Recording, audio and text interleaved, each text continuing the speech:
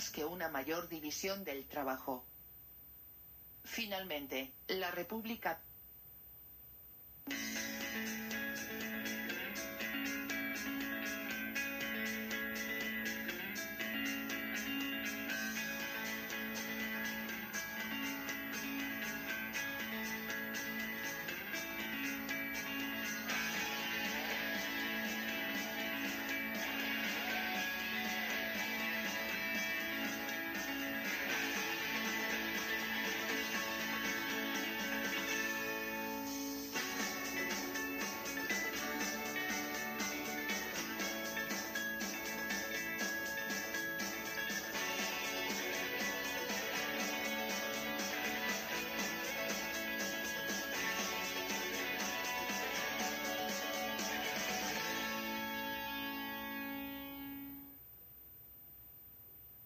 parlamentaria, en su lucha contra la revolución, viose obligada a fortalecer, junto con las medidas represivas, los medios y la centralización del poder del gobierno.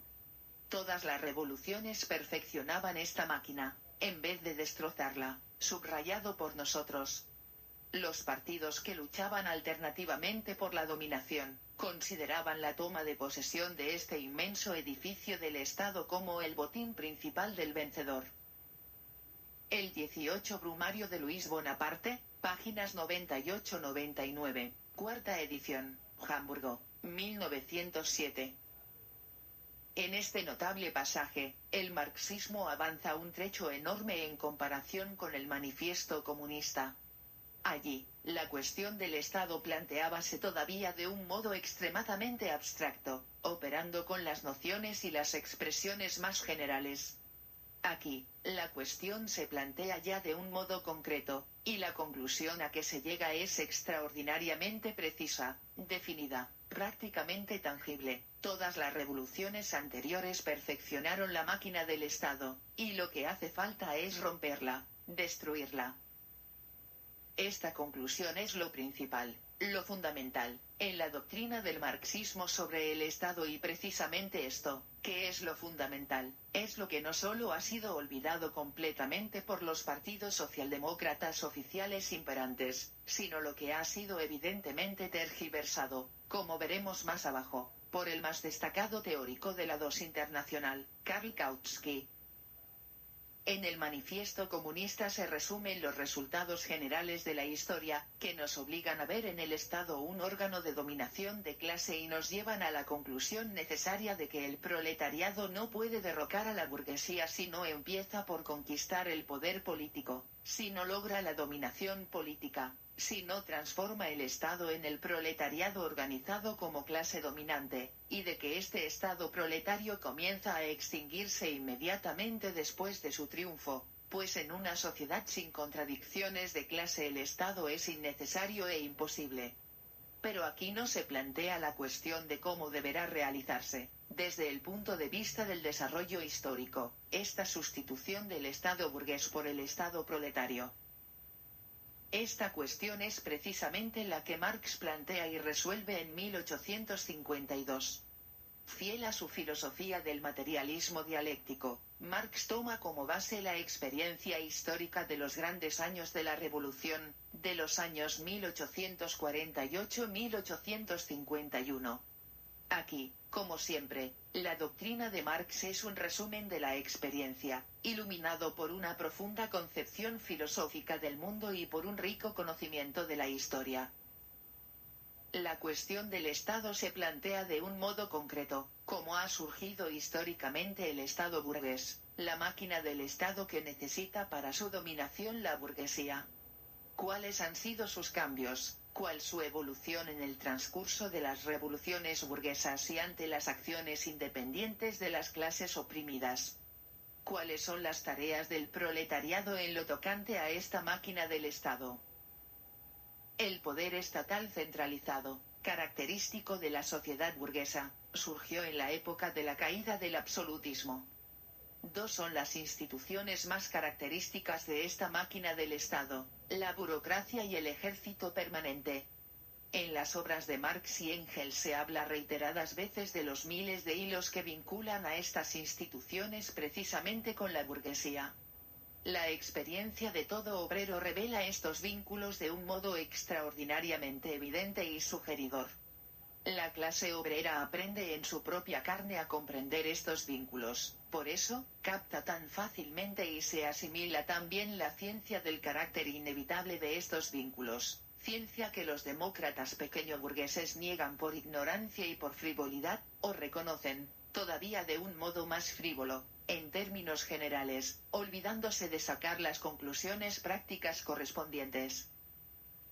La burocracia y el ejército permanente son un parásito adherido al cuerpo de la sociedad burguesa, un parásito engendrado por las contradicciones internas que dividen a esta sociedad, pero, precisamente, un parásito que tapona los poros vitales.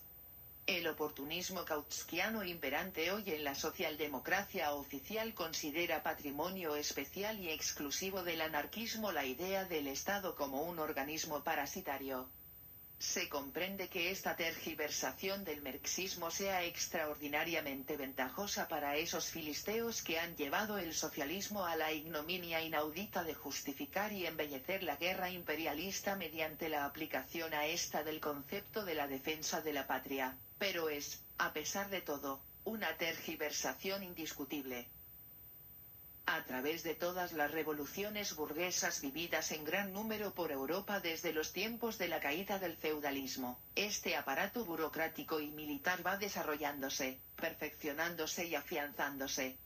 En particular, es precisamente la pequeña burguesía la que se pasa al lado de la gran burguesía y se somete a ella en una medida considerable por medio de este aparato, que suministra a las capas altas de los campesinos, pequeños artesanos, comerciantes, etc., puestecitos relativamente cómodos, tranquilos y honorables, que colocan a sus poseedores por encima del pueblo.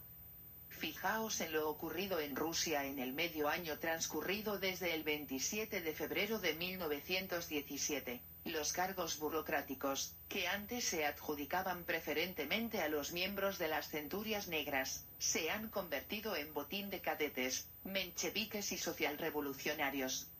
En el fondo, no se pensaba en ninguna reforma seria, esforzándose por aplazadas hasta la Asamblea Constituyente, y aplazando poco a poco la Asamblea Constituyente hasta el final de la guerra. Pero para el reparto del botín, para la ocupación de los puestecitos de ministros, subsecretarios, gobernadores generales, etc., no se dio largas ni se esperó a ninguna Asamblea Constituyente. El juego en torno a combinaciones para formar gobierno no era, en el fondo, más que la expresión de este reparto y reajuste del botín, que se hacía arriba y abajo, por todo el país, en toda la administración, central y local. El balance, un balance objetivo, del medio año que va desde el 27 de febrero al 27 de agosto de 1917 es indiscutible. Las reformas se aplazaron, se efectuó el reparto de los puestecitos burocráticos, y los errores del reparto se corrigieron mediante algunos reajustes. Pero cuanto más se procede a estos reajustes del aparato burocrático entre los distintos partidos burgueses y pequeño-burgueses, entre los cadetes, socialrevolucionarios y mencheviques, si nos atenemos al ejemplo ruso, con tanta mayor claridad ven las clases oprimidas, y a la cabeza de ellas el proletariado, su hostilidad irreconciliable contra toda la sociedad burguesa.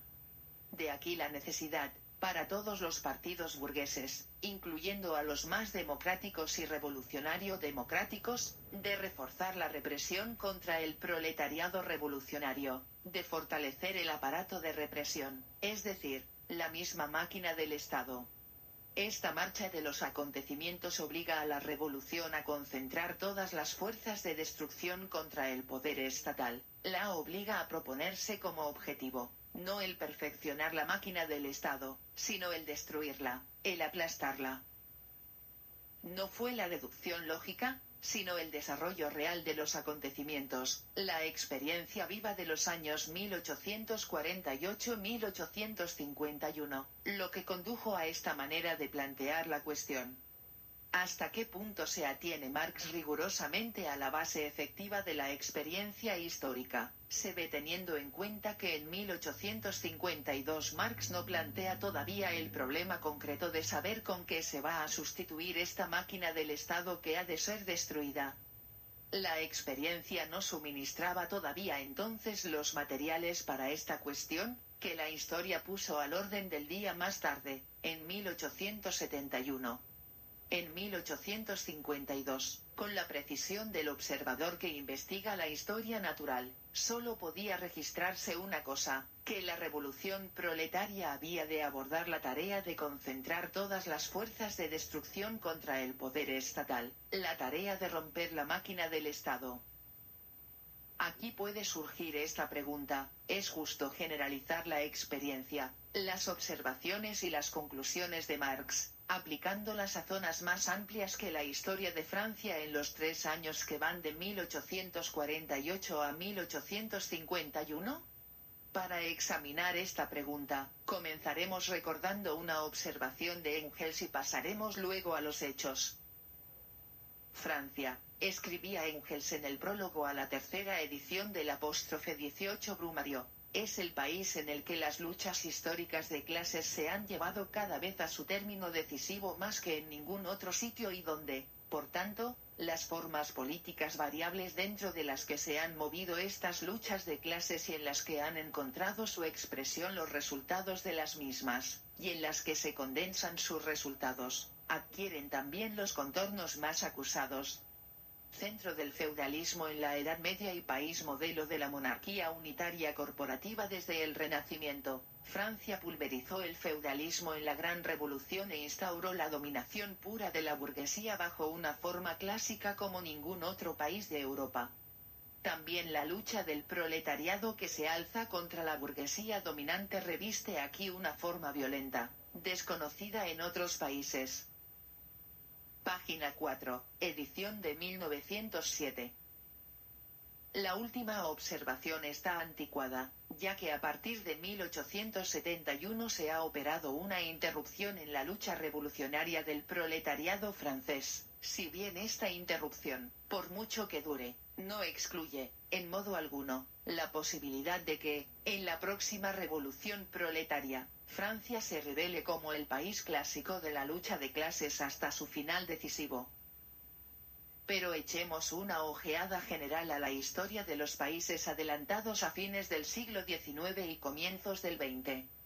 Veremos que, de un modo más lento, más variado, y en un campo de acción mucho más extenso, se desarrolla el mismo proceso. De una parte, la formación del poder parlamentario, lo mismo en los países republicanos, Francia, Norteamérica, Suiza, que en los monárquicos, Inglaterra, Alemania hasta cierto punto, Italia, los países escandinavos, etc. De otra parte, la lucha por el poder entre los distintos partidos burgueses y pequeñoburgueses, que se reparten y se vuelven a repartir el botín de los puestos burocráticos, dejando intangibles las bases del régimen burgués, y finalmente, el perfeccionamiento y fortalecimiento del poder ejecutivo, de su aparato burocrático y militar. No cabe la menor duda de que estos son los rasgos generales que caracterizan toda la evolución moderna de los estados capitalistas en general. En el transcurso de 3 años, de 1848 a 1851, Francia reveló, en una forma rápida, tajante, concentrada, los mismos procesos de desarrollo característicos de todo el mundo capitalista. Y en particular el imperialismo, la época del capital bancario, la época de los gigantescos monopolios capitalistas, la época de transformación del capitalismo monopolista en capitalismo monopolista de Estado, revela un extraordinario fortalecimiento de la máquina del Estado, un desarrollo inaudito de su aparato burocrático y militar, en relación con el aumento de la represión contra el proletariado, así en los países monárquicos como en los países republicanos más libres. Indudablemente, en la actualidad, la historia del mundo conduce, en proporciones incomparablemente más amplias que en 1852, a la concentración de todas las fuerzas de la revolución proletaria para la destrucción de la máquina del Estado. ¿Con qué ha de sustituir el proletariado esta máquina? La Comuna de París nos suministra los materiales más instructivos a este respecto. Apartado 3.